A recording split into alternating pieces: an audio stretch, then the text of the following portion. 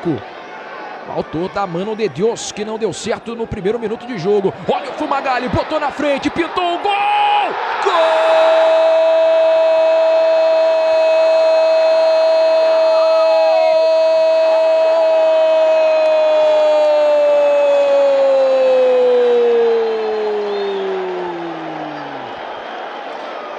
Everton do Guarani!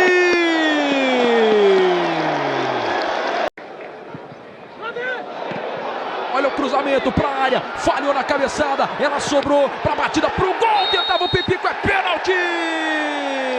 Pênalti para o Guarani, a bola explodiu no braço do defensor do Ipiranga.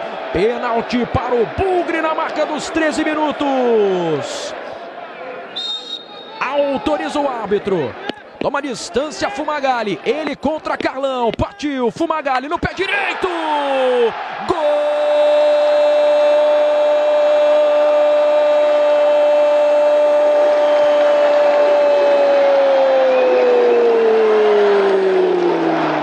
É do Bugre!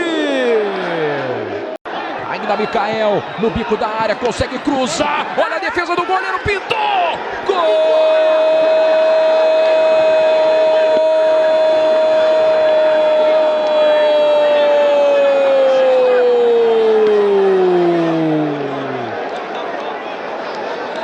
Do Ipiranga!